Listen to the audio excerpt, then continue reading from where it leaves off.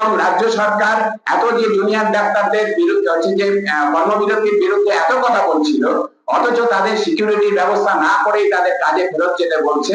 এবং হচ্ছে যে আমাদের কতদিন আগে ভগবানপুরে হলো, মেদিনীপুর জেলায়, সেখানে চিকিৎসক মারধর হলো, কাল সাগর দত্তে হয়েছে। এইরকম ঘটনা আরো বাড়তেই থাকবে। তার কারণ হচ্ছে সরকার আদপে ডাক্তারদের সিকিউরিটি নিয়ে ভাবিত নয়।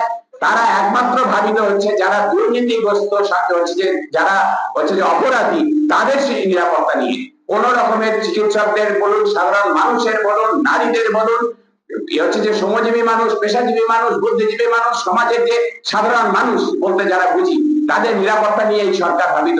এই সরকার মনে করে 7 দিনে ডাক্তার করব, 4 দিনে নার্স করবো, আর 3 দিনের নিরাপত্তা রক্ষী বাড়াবো। সেই সরকারকে বলার কিছু নেই। তার কারণ আইনসভাতে যারা পাঠান তাদের রাজনীতি জানেন না যারা, তাদেরকে যেমন তারা সংসদে পাঠান, বিধানসভায় পাঠান, সেই রকম করে হচ্ছে তারা চুপ করে থাকবেন। হচ্ছে যে হাত তোলা সাংসদ আর হাত তোলা বিধায়ক আমাদের হচ্ছে ভরে গেছে আমাদের রাজ্য। একই রকম ভাবে তারা মনে করেন যে 2 দিন ট্রেনিং দিলে হচ্ছে সিকিউরিটি গার্ড হয়ে যাবে, 2 দিন বা 3 দিনের মডিউলার ট্রেনিং দিলে। সিকিউরিটিটা অত সহজ নয়, বিষয় না। সিকিউরিটি দেওয়া হচ্ছে যে তার 2-3টে ব্যাপার থাকে। একটা হচ্ছে যে তার কিছু টেকনিক্যাল বিষয় থাকে, আর সবচেয়ে আমরা বারবার বলছি সিকিউরিটি হচ্ছে একটা সামাজিক বিষয়।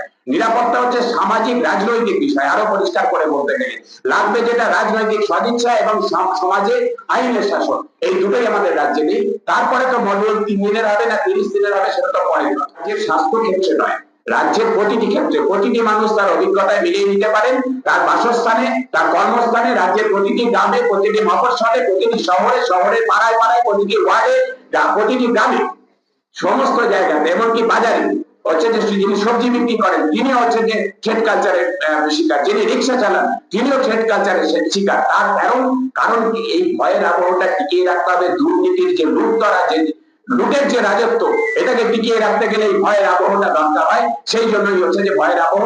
আর আজকে ভয় ভেঙে মানুষ যেহেতু পথে নেমেছে, এই ভয়ের সংস্কৃতির বিরুদ্ধে, হুমকির সংস্কৃতির বিরুদ্ধে কথা বলছে জোর গলায়, সরকারের রক্তচক্ষু, প্রশাসনের রক্তচক্ষু আর মানছে না।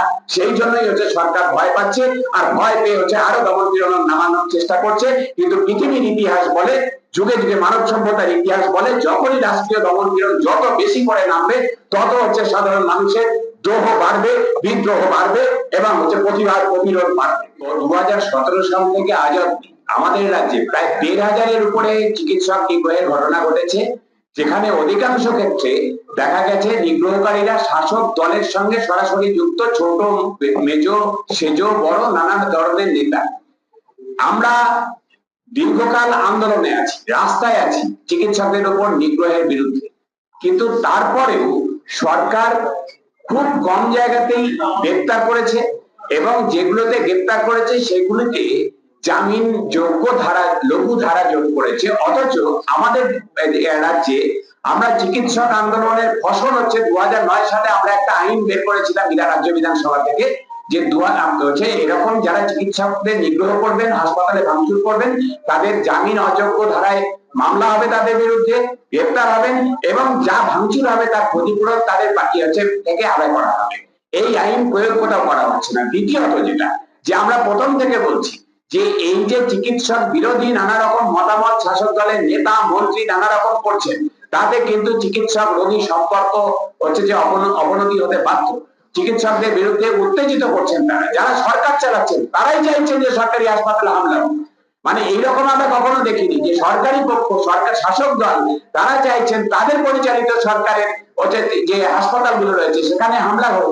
এটা হচ্ছে যে আমরা দেখছি। 3 নম্বর, যেটা আমরা বারবার বলেছি, যে সিসিটিভি ক্যামেরাতে থ্রেড কালচার, এই যে হুমকির সংস্কৃতি, ভয়ের আবহ, সেটাকে ধরা যায় না। প্রাইভেট সিকিউরিটি গার্ড দিয়ে এটাকে আটকানো যায় না। তাহলে যেটা দরকার সেটা হচ্ছে আইনের শাসন। সরকার প্রশাসন তারা অপরাধীদের পক্ষ নেবে না, অপরাধীদের শত্রু মনে করবে। তারা বলবে বন্ধু নয়, শত্রু নয়, এরকম হয় না। তাহলে সেই অবস্থান সরকারকে নিতে হবে। আর সবচেয়ে বড় কথা, যে শেষ যেটা বলবো, যে স্বাস্থ্যের পরিকাঠামো, যেটা হচ্ছে যে শেষে বলছি কিন্তু সবচেয়ে গুরুত্বপূর্ণ, যে 1991 সালের পর থেকে রাজ্য সরকার আর সংশোধিত করেনি যে কতগুলি বেডে, কতগুলি রোগী পিছু কতজন ডাক্তার, কতজন টেকনিশিয়ান, কতজন নার্স লাগবে।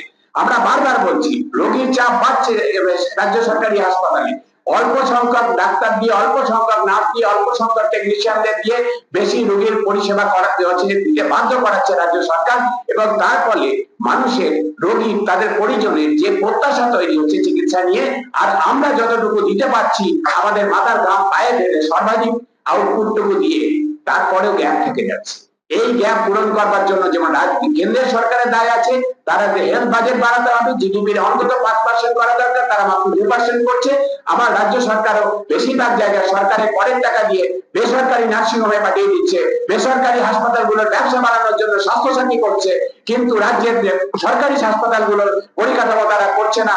এবং এত হাসপাতাল, এত রোগী সরকারি মেডিকেল কলেজে আসতে হয় কেন? ব্লক হাসপাতালগুলো, প্রাইমারি হেলথ সেন্টারগুলো প্রায় খুলে দেওয়ার জোগাড় করেছে তারা। প্রতিরোধগুলো, রোগ প্রতিরোধমূলক যে স্বাস্থ্য, সেখানে বরাদ্দ প্রায় একদম নেই। বরাদ্দ কমাতে কমাতে একদম প্রায় শূন্যতে এসে ঠেকেছে। কেন্দ্র এই ন্যাশনাল হেলথ মিশনে যে কটা টাকা দেয় তার উপরে নির্ভরশীল। ফলে রোগ প্রতিরোধ নেই, মানুষ রোগে পড়ছেন, এবং রোগে পড়লে প্রাথমিক স্তরে, দ্বিতীয় স্তরে, মাধ্যমিক স্তরে কোনো চিকিৎসা পাচ্ছে না, তাই মেডিকেল কলেজে ভিড় করছেন। এবং সেখানে এই যে পরিকাঠামো এবং লোকবল, মানব সম্পদ যা আছে, তার সাথে মানুষের যা প্রত্যাশা, মানুষের যা চাহিদা, যা রোগীর যা চাপ, এইটা ফারাক তৈরি হচ্ছে। এই ফারাক যতদিন না মিটিয়েছে ততদিন আপনি এই ধরনের ঘটনা ঘটতেই থাকবে। সে যতই ওনারা 100 কোটি বরাদ্দ করে এই সব সিসিটিভি বসান আর হচ্ছে যে এই সিভিক গার্ড লাগিয়ে দিন,